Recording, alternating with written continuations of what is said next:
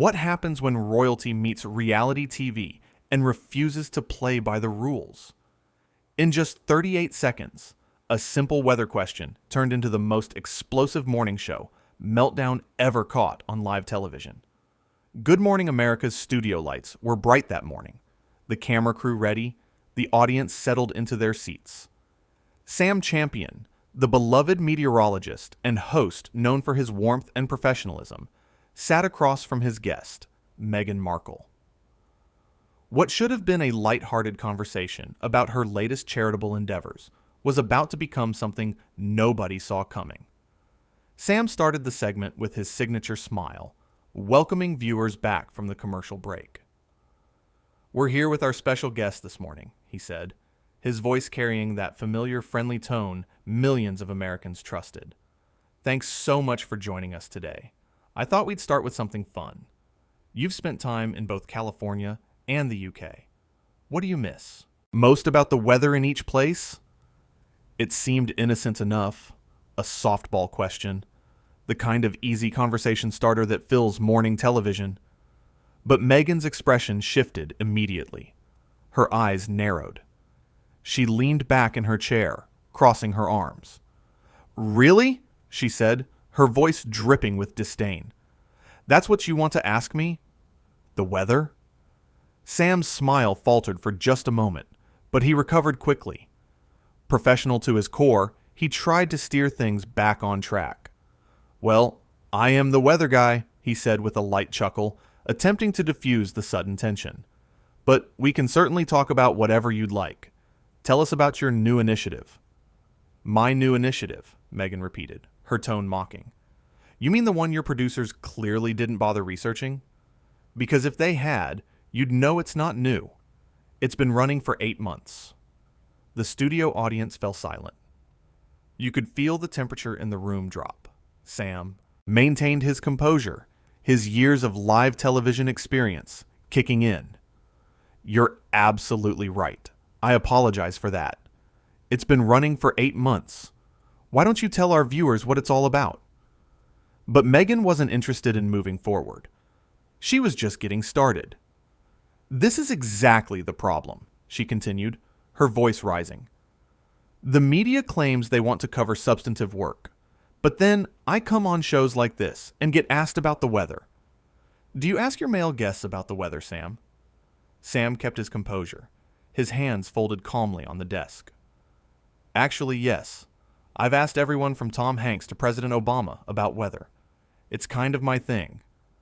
"Don't patronize me," Meghan shot back. "You know exactly what I'm talking about. The double standard is real, and I'm tired of pretending it isn't." The camera operators exchanged nervous glances. The producers in the control room were frantically trying to decide whether to cut to commercial. But Sam, ever the professional, pressed on. "I genuinely don't mean to patronize you," he said, his voice steady and sincere. "I'm here to have a conversation. If you feel the questions aren't appropriate, I'm happy to adjust. What would you like to discuss?" Meghan leaned forward, her eyes fixed on Sam with an intensity that made everyone uncomfortable. "What I'd like is for you to acknowledge that you bring people like me on this show to boost your ratings, but you don't actually respect what we have to say." Sam took a breath. The audience could see him choosing his words carefully. "I can assure you, that's not the case. We invited you here because we genuinely want to hear about your work. Your platform, your voice. It matters. That's why you're here." "My platform," Meghan laughed, but there was no humor in it. "Let me tell you about my platform, Sam. My platform has been scrutinized, criticized, and diminished by people like you since day one. And now I'm supposed to sit here and smile while you ask me about sunshine and rain." The tension was suffocating. Sam glanced briefly at his co-hosts off camera, but he was on his own. This was his segment, his guest, his responsibility to manage. "I think there might be a misunderstanding here," Sam said, his voice still calm but firm. "I asked about weather as an icebreaker. It wasn't meant to diminish anything you've accomplished. Can we start over?" "Start over." Meghan's voice went up an octave. "You want to start over? How about you start over by actually preparing for your interviews? How about you start over by treating your guests with respect? Sam's jaw tightened, but his voice remained measured. I have nothing but respect for you. But respect goes both ways. I'm trying to have a conversation here. That's when Meghan stood up. The microphone attached to her lapel crackled with the sudden movement. You know what, Sam? I don't need this. I don't need to sit here and be disrespected on national television. Sam remained seated, his hands still folded. Nobody is disrespecting you. Please, sit down. Let's talk through this. Talk through what? Meghan's voice echoed through the studio. Talk through how you ambushed me with ridiculous questions. Talk through how this entire segment was designed to make me look bad. The audience sat frozen, unsure whether to react.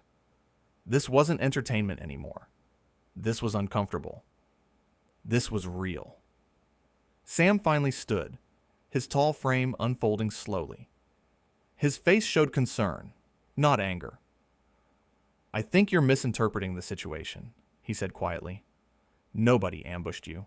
Nobody is trying to make you look bad. You're doing this to yourself right now. Those words hung in the air like a thunderclap. Meghan's face flushed red. Excuse me? I'm doing this to myself? How dare you? I'm not trying to be cruel, Sam continued, his voice gentle but honest. I'm trying to be real with you. You came on this show, and from the first question, you've been hostile. I don't know what happened before you walked onto the set, but whatever it is, it's not fair to take it out on me or this show. Meghan grabbed her purse from beside the chair. I'm not taking anything out on anyone. I'm simply refusing to participate in this charade. Sam nodded slowly. Okay, if that's how you feel, you're free to go. But I want you to know, and I want our viewers to know, that we invited you here in good faith. We wanted to highlight your work. The door was open for a great conversation. Good faith, Meghan repeated, slinging her purse over her shoulder. You don't know the meaning of those words. She started walking toward the exit, her heels clicking sharply against the studio floor. Sam called after her, his voice still kind. The offer stands. If you change your mind, the chair is here. Meghan spun around one last time. You think I need you? You think I need this show? I have more influence than you could ever dream of, Sam. I don't need Good Morning America. Sam's response was simple and devastating in its calm delivery. Then why did you come? The question stopped Meghan in her tracks. For a moment, she looked like she might respond. Her mouth opened, then closed. The entire studio held its breath. Instead of answering, she turned back toward the exit and continued walking. But she wasn't done yet.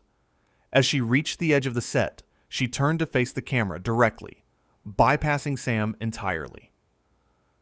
To everyone watching at home, she said, her voice theatrical, this is what happens when you try to use your voice for good.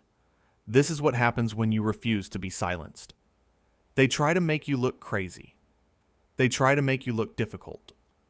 Sam stepped into frame beside her, his expression pained but patient. Nobody is trying to do any of that. You're a guest on this show. You're being treated like every other guest. Every other guest, Meghan scoffed. Right, because I'm sure you interrogate everyone about their intentions and tell them they're doing things to themselves. I didn't interrogate you, Sam said, his voice rising slightly for the first time. I asked you about weather, and you turned it into a confrontation. I've been nothing but respectful, even as you've insulted me, insulted this show, and insulted our entire team. The camera captured both of them now, standing at the edge of the set. The visual was striking. Sam, tall and composed, his face showing hurt but not anger. Meghan, defiant and flushed, her body language screaming defensiveness. I'm insulting you, Meghan's voice went up again. You just accused me of making myself look bad on national television. Because you are, Sam said, and there was sadness in his voice now. Look, I don't want this to be how this ends. Please, sit back down. Let's have a real conversation. Forget the questions. Just talk to me. Tell me what's really going on." For a split second, something flickered across Meghan's face. Vulnerability? Maybe. Uncertainty? But it vanished as quickly as it appeared. "What's going on is that I'm leaving. That's what's going on." Sam nodded, accepting defeat. "All right, I'm sorry you feel that way. Truly." But as Meghan turned to leave once more, Sam couldn't help himself. Years of professionalism cracked just slightly. "You know, we really did want to help you share your message. That's all this was ever supposed to be."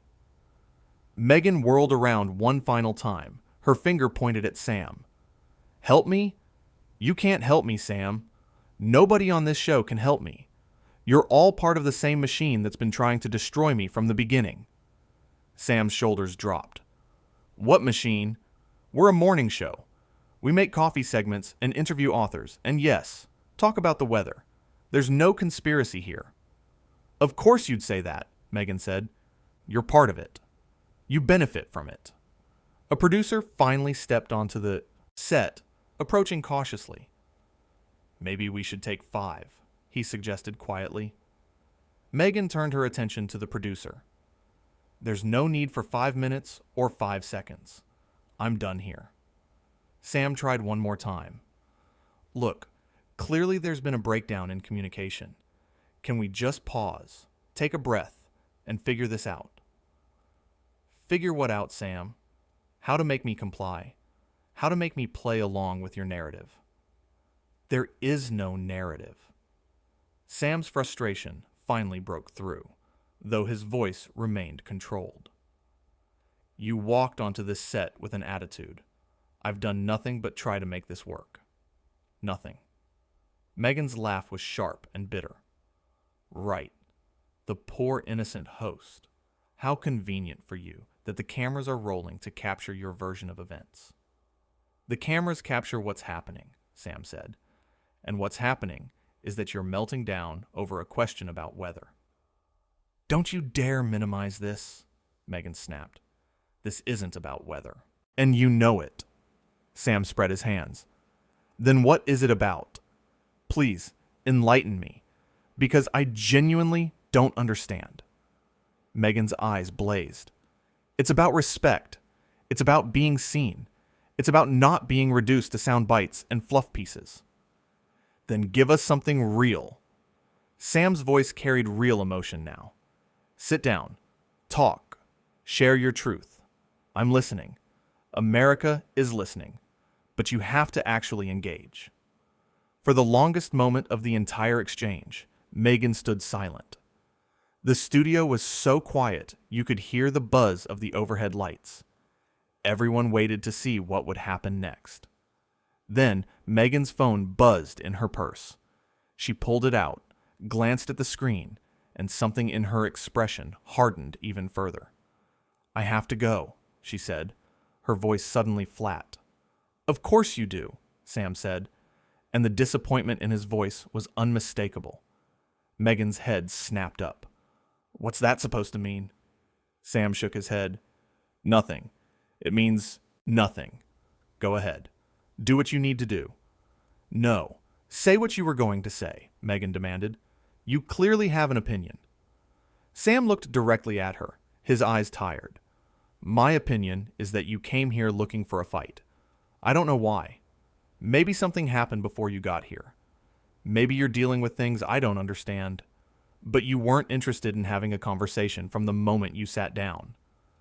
"That's not true," Meghan protested, but her voice lacked conviction. "Isn't it?" Sam asked gently. "Think about it. Really think about it. I asked about weather. That's literally my job. And you immediately went on the attack." Meghan opened her mouth to respond, but no words came out. She looked at the producer, then at the camera, then back at Sam. "This was a mistake," she finally said. "It doesn't have to be," Sam offered one last time. "It's not too late." But Meghan was already walking away, her heels clicking against the floor with finality. This time, she didn't turn back. She didn't deliver any parting shots. She just walked straight through the studio doors and disappeared into the hallway beyond. Sam stood there for a moment, watching her go. Then he turned to face the camera, his expression weary, but professional. The control room was shouting in his earpiece, but he ignored them for a second, collecting himself. Finally, he spoke directly to the viewers at home. Well, that was unexpected. I apologize if anyone was uncomfortable watching that. It certainly wasn't what we had planned. He walked back to his desk, the camera following him. You know, this job has taught me a lot about people over the years. Sometimes interviews don't go the way you expect. Sometimes there are misunderstandings. And sometimes people are fighting battles you can't see. Sam sat down, straightening his papers that had been scattered during the confrontation. I hope, wherever she is right now, that she finds what she's looking for. I really do. Because that anger, that pain, it comes from somewhere. And I wish we could have had the conversation that maybe could have helped. He paused, looking down at his notes, then back up at the camera. We're going to take a quick break. When we come back, we'll have Chef Marcus Samuelson in the kitchen with a recipe that's perfect for the weekend. Stay with us. The director called cut, and the studio erupted in chaos. Producers rushed onto the set. Co-hosts appeared from the wings. Everyone was talking at once, trying to process what had just happened. But Sam just sat there, quiet and still. Someone brought him water. Someone else asked if he was okay. He nodded, taking a sip, his hands remarkably steady. That was wild, Sam, one of the producers said. Are you all right? Sam set down the water glass. Yeah, I'm okay. I just wish it had gone differently. You handled it perfectly, another voice chimed in. You were professional the whole time. Sam shook his head slightly. I don't know about perfect, but I tried. That's all you can do, right? Just try. As the commercial break ticked down, Sam composed himself. The makeup artist touched up his face. The audio tech checked his microphone.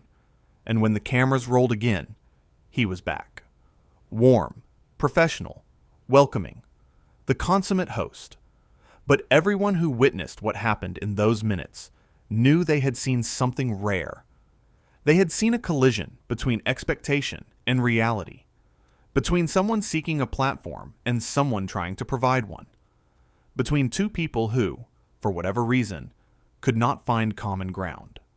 The interview that never was became the story itself. Not because of what was said about charitable initiatives, or royal life, or any of the topics that were supposed to fill the segment, but because of what it revealed about communication, about assumption, about the space between intention and interpretation. Sam Champion had come to work that morning, expecting to have a pleasant conversation. He had prepared questions. He had read the briefing materials. He had done everything a good host does. And yet, within seconds, it had all fallen apart. Was it his fault? The viewers would decide. But watching the tape back, it was hard to see what he could have done differently. He had remained calm. He had tried to redirect. He had offered olive branches again and again. And each time, they had been rejected. Meghan Markle had arrived at the studio that morning with her own expectations. Whatever they were, they clearly weren't met. But the question lingered in the air long after she left. What had she wanted? What would have satisfied her? If a question about weather was offensive, what question would have been right? If an invitation to share her work was seen as disrespect, what would respect have looked like? These questions had no clear answers, and perhaps that was the point. The segment that was supposed to run 12 minutes lasted less than 10. The conversation that was supposed to highlight charity work became about conflict instead. The morning that was supposed to be routine became unforgettable. In television, especially live television, you can plan everything down to the second. You can script questions, prepare answers, coordinate camera angles. But you cannot control human nature. You cannot predict how someone will react when they're sitting under bright lights with cameras pointed at them and millions watching. Sam had learned this lesson many times before, but never quite like this. Never with someone who seemed so determined to find offense in every word. Never with someone who appeared to view the entire interaction as an attack from the very beginning. And so the chairs sat empty after the commercial break. The segment moved on. The show continued. Because in morning television, it always does. There's always another guest, another story, another moment to fill. But this moment, these 10 minutes, would replay in highlight reels and social media clips for weeks to come. People would dissect every word, every facial expression, every pause. They would take sides. They would argue about who was right and who was wrong. Some would see a woman standing up for herself, refusing to be diminished. Others would see entitlement and hostility directed at a man just trying to do his job. The truth, as it often is, was probably somewhere in the complicated middle. What remained undeniable was this. Sam Champion had maintained his professionalism throughout. He had not raised his voice beyond a slight elevation near the end. He had not insulted his guest, even when insulted himself. He had offered multiple opportunities to reset and start fresh. He had tried, genuinely tried, to make it work. And when it became clear that it wouldn't work, when his guest chose to leave, he had let her go with dignity. He had not chased her down or demanded she stay. He had simply acknowledged the situation and moved forward. That's what professionals do. They handle the unexpected with grace. They don't let chaos derail the entire production. They remember that the show is bigger than any one moment, any one guest, any one conflict. As the morning wore on and the show progressed through its remaining segments, Sam's demeanor never wavered. He laughed with the chef. He delivered the weather forecast with his usual enthusiasm. He transitioned smoothly between topics. To the casual viewer tuning in late, you would never know that just an hour earlier, he had been at the center of one of the most uncomfortable television moments in recent memory. That's the mark of a true professional. The ability to compartmentalize. The ability to continue. But those who had watched it unfold live would never forget. They had seen something raw and real on their morning screens. Not scripted drama. Not manufactured controversy for ratings. But genuine human conflict, playing out in real time. They had watched someone arrive as a guest and leave as something else. They had seen courtesy met with contempt. They had witnessed patience tested and professionalism challenged. And through it all, they had seen Sam Champion do what he had always done. Show up. Be kind. Try his best. Treat people with respect, even when that respect was not returned. The empty chair where Meghan had sat remained visible on set for the rest of the show, a silent reminder of what had transpired. Nobody moved it. Nobody filled it with another guest. It just sat there, a symbol of opportunity lost and bridges burned. In the control room, producers were already planning how to address it. Would there be a statement? Would they acknowledge it further? Would they invite her back? These questions could wait. For now, the show had to go on. The cameras had to keep rolling. The audience had to be entertained and informed. And Sam Champion had to be Sam Champion. Warm, reliable, professional. The weatherman who talked about more than just weather. The host who made guests feel welcome. The television veteran who had seen it all and handled it with grace. This morning had tested that grace in ways he had not anticipated. But he had passed the test. He had remained true to himself and his values. He had not compromised his integrity or his kindness, even in the face of hostility. That's all anyone can do. Show up, be professional, treat others with respect, hope for the best, and when things go wrong, handle it with as much dignity as possible. The morning that was supposed to be about charitable work and pleasant conversation became about something else entirely. It became a masterclass in how to handle the unexpected, how to remain composed under pressure, how to take the high road when someone else is taking the low one. And viewers across America, watching from their kitchens and living rooms, learned something too. They learned that sometimes the most revealing moments on television are the unscripted ones. The moments when the mask slips and real emotions come through.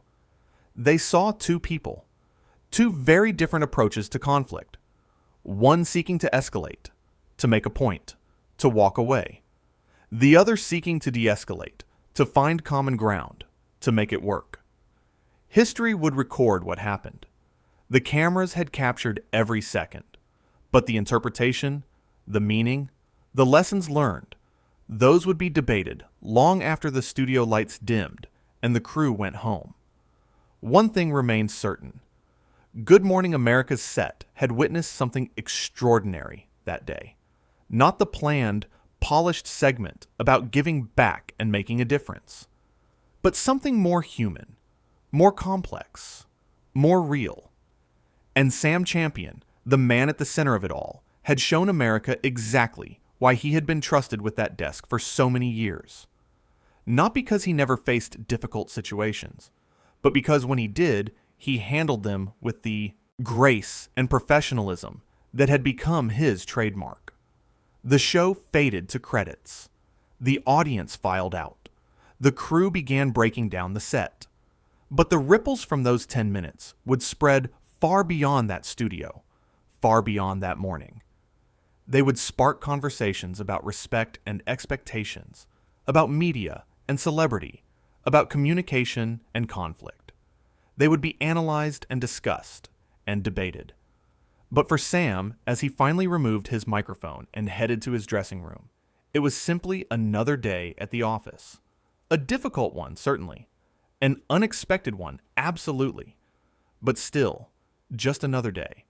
Tomorrow, the sun would rise again. The cameras would roll again. There would be new guests, new stories, new moments to navigate, and he would be there, doing what he always did, being professional, being kind, being Sam.